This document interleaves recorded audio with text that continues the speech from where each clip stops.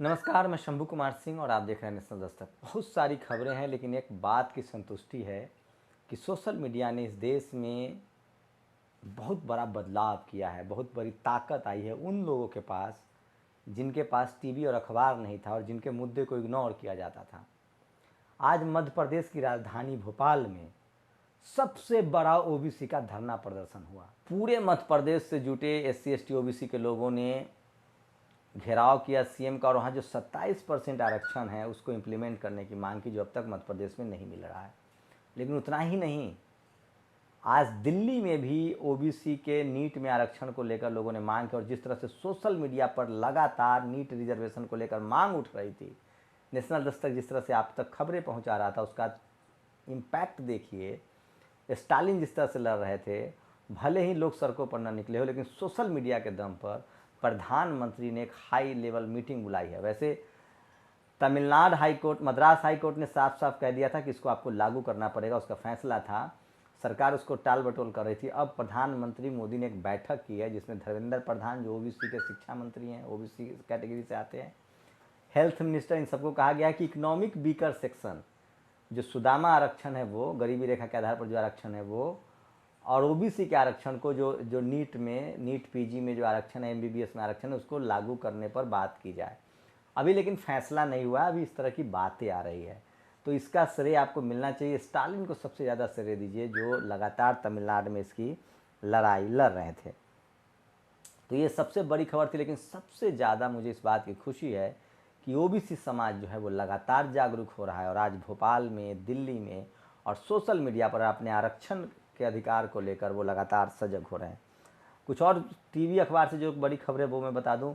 Pegasus को लेकर जिस तरह से जासूसी की, उसको लेकर राहुल गांधी ने एक प्रेस कॉन्फ्रेंस की और बड़े हमलावर तरीके से उन्होंने कहा कि हम सरकार से दो टूक बात करेंगे। अब लोग डर नहीं रहे हैं।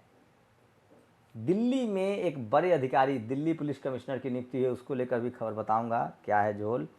और बार बार कहता हूं कि ये सारी खबरें, मैं वो खबरें आपके लिए लाता हूं जो आपको कोई नहीं बताएगा। ये वो खबरें हैं जो आपके लिए ज़रूरी है, आपके लिए जानना है, आपके लिए बहुत ज़रूरी है।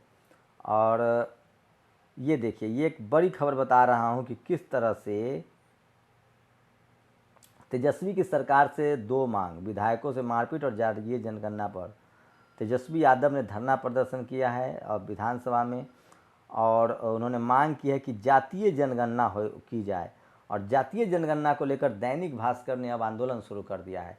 वो दैनिक भास्कर जिस पर जब रेड हुआ था तो एससी एसटी ओबीसी के लोग उसके साथ खड़े थे, अब वो दैनिक भास्कर के खिलाफ कैंपेन चला रहा है। तो वो भी खबरें बताऊंगा। मैं बार बार कहता हूं कि सोशल मीडिया बहुजन मीडिया है, सोशल मीडिया ही सच्चा मीडिया है। तो उस पर जो खबरें हैं वो मैं आपके बीच लगातार लेकर आता हूँ।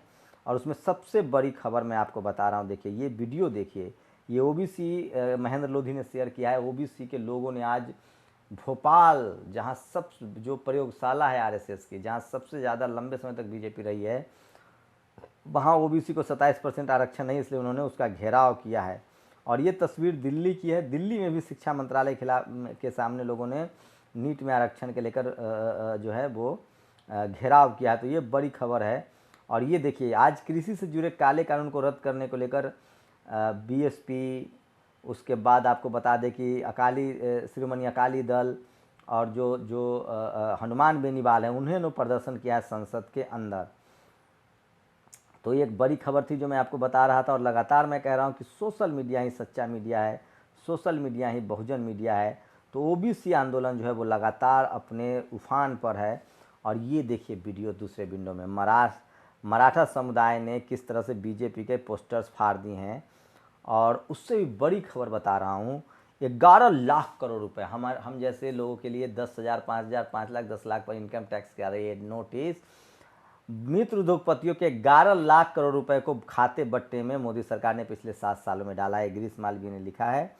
और इन पर इनको केस करिए, जेल में डालिए, एनपीए जिसको बोलते हैं, नॉन प्रॉफिटेबल एसेट। और ये तस्वीर आज की राजनीतिक घटना बयां कर रही है। राम गोपाल यादव, शरद यादव और अखिलेश सिंह, ये तीनों लालू यादव से मिले हैं। लालू यादव जो हैं वो स्वस्थ हो रहे हैं और मिल रहे हैं।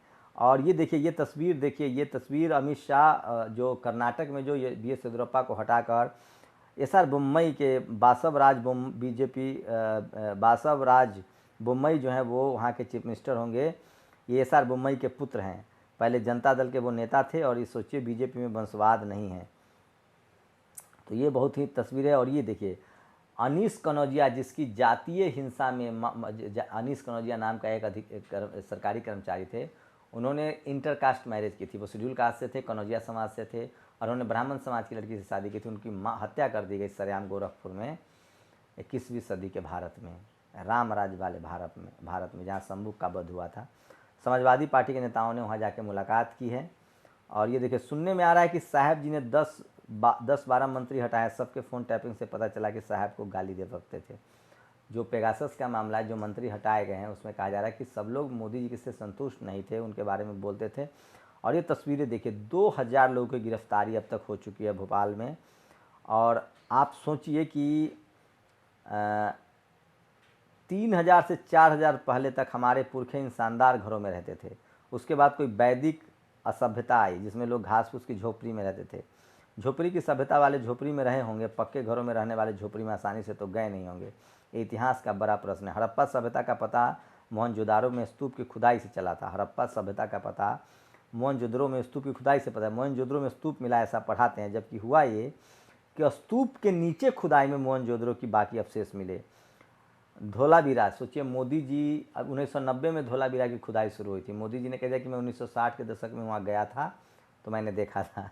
तो आज यूनेस्को ने वर्ल्ड हेरिटेज साइट में शामिल किया। बधाई, नमो बुधाय। राजेंद्र प्रसाद सिंह ने लिखा है।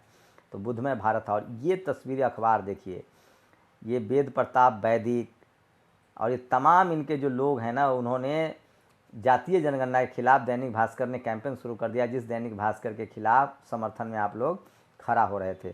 और अग्रवाल महासभा के वेद प्रताप वैदिक अज्ञानी है, ये समस्या नहीं है। हर विषय पर हर किसी का ज्ञान नहीं होता। तो ये वेद प्रताप वैदिक जो हैं वो सोचिए कितना कास्टिस्ट पत्रकार है, इसके आप अंदाज़ा नहीं लगा सकते हैं। और ये जो हैं अब लेख लिख रहे हैं। तो ये तमाम बड़ी खबरें हैं जो मैं आपको बार बार कहता हूँ कि सोशल मीडिया ही सच्चा मीडिया है, सोशल मीडिया ही असली मीडिया है। और इसलिए मैं कहता हूँ कि जब तक संभव है मैं आपको सोशल मीडिया से रूबरू कराता रहूँगा और ये मेरी नैतिक जिम्मेवारी भी है। और आज जिस तरह से राहुल गांधी हमलावर हुए हैं, जिस तरह से ओबीसी के लोग जमा हुए हैं, वो काफ़ी संतोषप्रद है, काफ़ी अच्छा है। और इसलिए मैं बार बार कह रहा हूँ कि सोशल मीडिया ही सच्चा मीडिया है।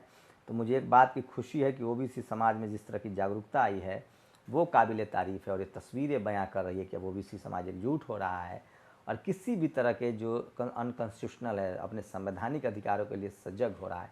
तो आज का बड़ा दिन है और ओबीसी समाज एकजुट हो रहा है। अब एससी एसटी ओबीसी माइनॉरिटी को एकजुट होना चाहिए, तभी डेमोक्रेसी मजबूत होगी। राहुल गांधी की प्रेस कॉन्फ्रेंस नेशनल दस्तक पर वीडियो लगाए, जरूर देखिए। मैं फिर कह रहा हूँ, एससी एसटी ओबीसी माइनॉरिटी के नेताओं को आगे आना होगा, संवैधानिक लड़ाई लड़नी होगी। और देखते हैं कि नीट में ओबीसी आरक्षण इम्प्लीमेंट होता है कि नहीं। न तो मुझे डॉक्टर बनना है, न इंजीनियर बनना है, मुझे सरकारी नौकरी करनी है। मैं इस देश के संवैधानिक अधिकार का पक्षधर हूँ, संविधान का पक्षधर हूँ। इसलिए जिसकी जो संख्या है, जिसकी जो हक है, उसकी आवाज़ में लगातार आवाज़ उठाता रहूँगा। और मैं इसलिए कह रहा हूँ कि एससी एसटी ओबीसी माइनॉरिटी के लोगों को सोचना चाहिए कि आपके हक अधिकार के जो रक्षा करने वाले हैं उनके साथ खड़े होइए। और मध्य प्रदेश में ओबीसी के लोगों ने साफ कर दिया है कि वो अब और शोषण सहने के लिए तैयार नहीं हैं। तो ये बड़ी खबरें थी जो मैं आपको बता रहा था।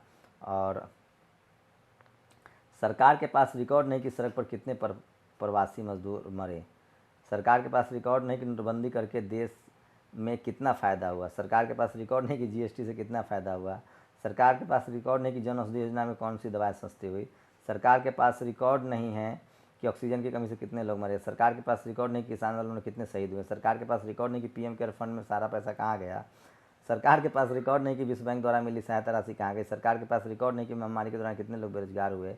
सरकार के पास रिकॉर्ड नहीं कि बेरोजगारी से कितने लोगों ने आत्महत्या की। सरकार के पास रिकॉर्ड नहीं कि जेल में बंद कैदियों में किस वर्ग के लोग ज़्यादा हैं। सरकार के पास रिकॉर्ड नहीं कि उसके अपने मंत्रियों पर कितने मुकदमे हैं। सरकार के पास ये भी रिकॉर्ड नहीं कि ओबीसी जनसंख्या कितनी है। सरकार के पास रिकॉर्ड नहीं कि उसने अपने कार्यकाल में कितने स्कूल और अस्पताल बनवाए।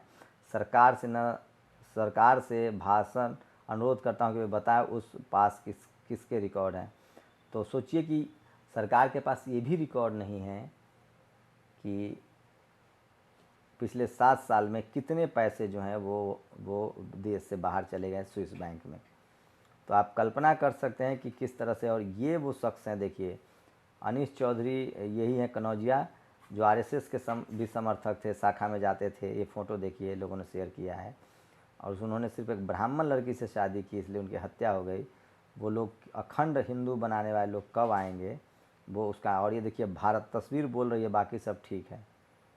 भारत गैस बेचने वाला आदमी लकड़ी पर अपना खाना बनाने के लिए मजबूर है, क्योंकि एलपीजी बहुत महंगा हो गया है।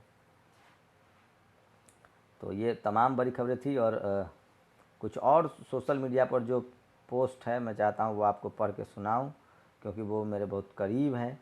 और क्या कोई महिला शंकराचार्य बनी है? अगर नहीं तो ऐसा क्यों है? नहीं तो ये मीना कोटवाल ने जो है वो सवाल पूछा है। लेकिन मेरी लगातार कोशिश होती है कि जो आपके संवैधानिक हक अधिकार हैं उस पर लगातार बात की जाए, क्योंकि वो बहुत ज़रूरी है। जो आपके संवैधानिक हक अधिकार है उसकी अनदेखी जो है वो ठीक नहीं है। और इसलिए मैं बार बार कहता हूँ कि जो सोशल मीडिया है वही बहुजन मीडिया है, सोशल मीडिया ही सच्चा मीडिया है। तो कुछ पोस्ट बहुत ज़रूरी जो मेरे हिसाब से छूट रहा है। देखिए, कुछ पोस्ट जो कल छूट गई थी। कुतुबुद्दीन ऐबक ने कुतुब मीनार अपनी राजधानी दिल्ली में बनाई थी, तो सम्राट अशोक ने अशोक वाटिका भी अपनी राजधानी पाटलिपुत्र में लगाई होगी, न कि लंका में।